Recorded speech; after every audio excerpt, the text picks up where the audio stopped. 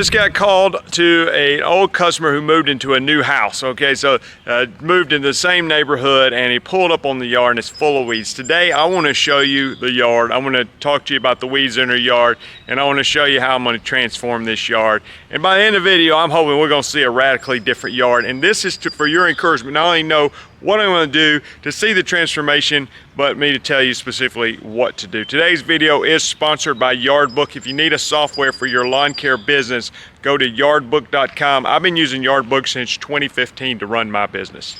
First off, let's take the yard, and this is perfect yard for me. This is a neighborhood about 5 minutes from my house. I've already got a bunch of yards in this neighborhood, and tiny yards stacked together. This is an ideal situation. This yard is Bermuda grass. I'm in late February, and some very common weeds that I've been looking at for quite some time. You got stuff like this wild geranium or Carolina geranium. You got a lot of Poa annua here. That's a gigantic one right there. If you want to know what Poa looks like, it starts putting up these seed heads, which will probably come back and try to germinate again next year. Here's some other broadleaf weeds. I'm not exactly sure what the name of that one is. Somebody might can help me out in the comments, but look around. I think that's hairy bittercress there that's blooming. And you've got some thin Bermuda that looks like it's just, I don't even know what's going on here. It's just bad looking soil. As you get over here, you got more Bermuda. So this yard was sodded at some point. But it looks like they might have dug a trench right through the front yard and filled it back in with even some gravel. So not ideal situation.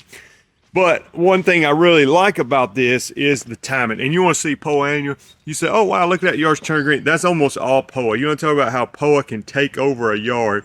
And it doesn't matter this compacted soil where the truck tire has ran over the yard. Doesn't matter. Poa grow in these terrible conditions and will absolutely dominate a yard.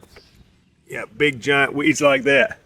Here's my strategy typical on a yard like this. One thing, I love the timing. Late February, I think I'm just in time to get this pre-emergent down before the crabgrass and things start germinating. We are getting up near 70 degrees. We've also had some cool nights, so I think I'm probably still good as far as soil temperatures go to get the pre-emergent down before the crabgrass, which is even more important on a yard like this that's been neglected, because I'm pretty sure this yard had a good bit of crabgrass in the past.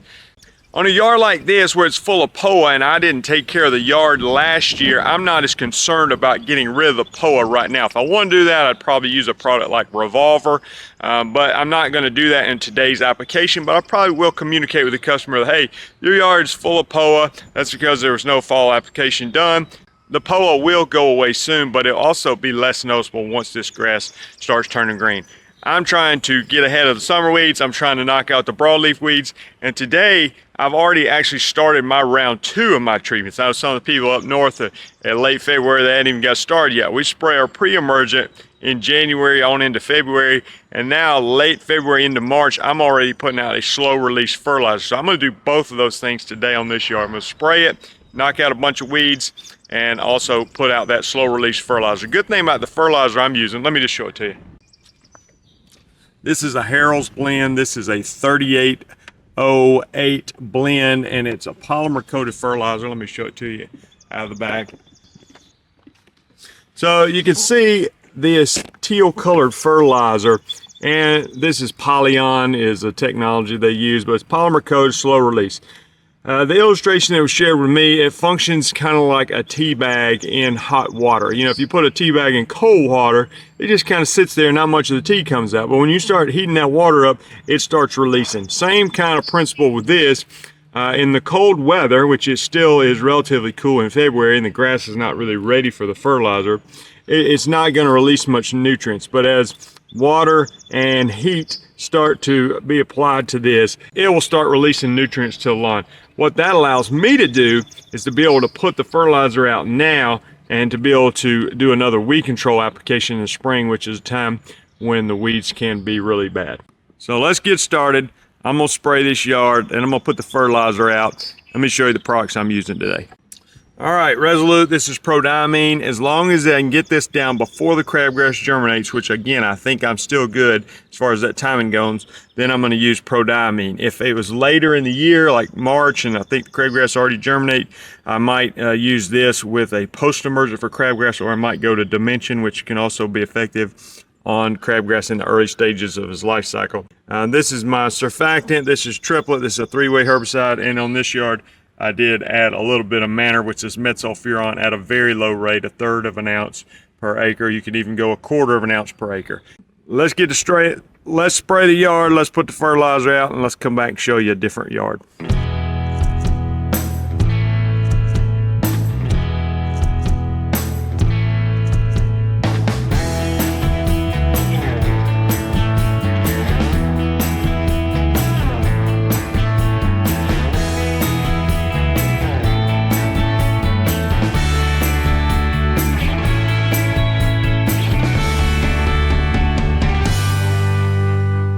You saw me spreading the fertilizer. That's this little solo chest mounted spreader. This thing is great. I'll try to put a link in the description below. But I use this a lot. Honestly, if I had a small yard myself, and I would just use that over a push spreader. It throws a good pattern. You just put it across your chest. And I use it all the time on yards like this. I say all the time. I use it a lot of times on small yards like this instead of using a ride-on spreader sprayer. It just seems faster and easier to me. Now, it's going to take some time and some hot weather to get this Bermuda to fill back in, but we're going to check on it, show you some updates, and show you a transformed yard. We're going to check back in on this yard. I'm going to estimate it's been about 5 weeks since I was here. I want to show you what it looks like, talk to you about what we're doing today. Now, I feel like a doctor coming out to talk to you when you've had something serious happen, and just letting you know, before I show you this yard, it's not exactly pretty yet, okay? So I just want you to brace yourself and be prepared for what you're about to see. But also stay at the end of the video, because I think we're going to transform it by the end of this video. All right, here it is. So you declare if it's better or worse, but I want to show you what I see when I look at this yard and talk to you about what I'm going to do today and also what I'm not going to do today. And, you know, I went ahead and put my yard sign in the yard because I don't care if it's an ugly yard, because they can also see the yard sign on the pretty yards in the neighborhood, and I want them to see the transformation on this yard. But you'll notice a lot of the weeds have died, but what weeds are we still seeing? Well, a couple of things. We're into April, the time of this video. Got some American burnweed popping up. Not overly worried about that. A little bit of broom sedge, and mostly the weed that's still around is the poa annua. And you can see it's yellowing out, maybe a little bit from stuff we sprayed, but also from the weather changing. And then you got just, you know, a few other broadleafs that has survived. But other than that, we pretty much cleaned up the weeds. I mean, it's just about all mature poa annua that's going to be going away soon. Again, broom sedge, which doesn't surprise me, it didn't die. And the American burnweed popping up, which is it pops up this time of year. It's kind of aggravating, to be honest with you. So what I'm going to do, you see here, this area is very thin, but what I'm encouraged by is there is Bermuda grass here. You see, that's Bermuda grass. Here's Bermuda grass. Here's Bermuda grass. Now, this wouldn't make sense to somebody with cool season grasses, if you're not familiar with warm season grasses.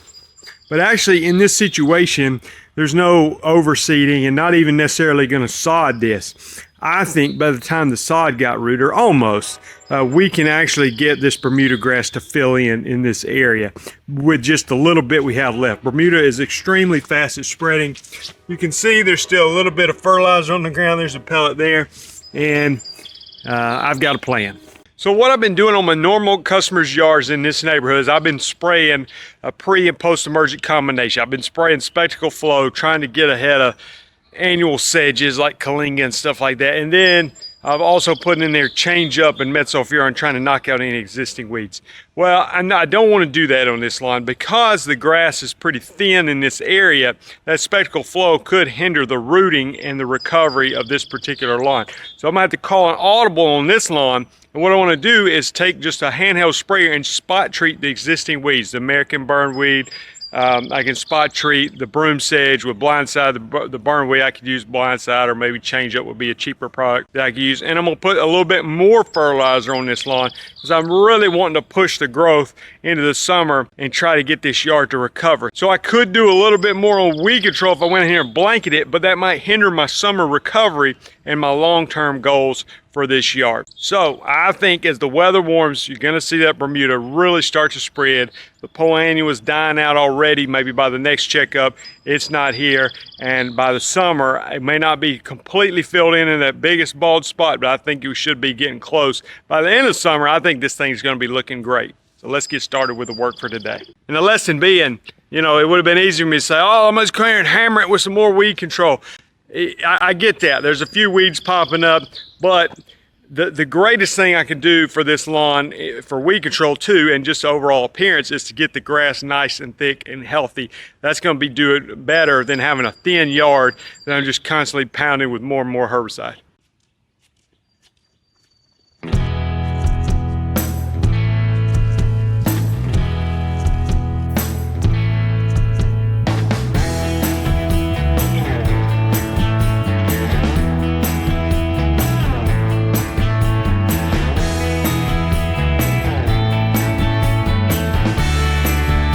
All right, we'll check back on this yard, but for today, the lesson was don't ignore the biggest need of the yard, which was to recover the Bermuda grass in exchange for tackling a temporary need, which was some weeds. I didn't ignore the weeds.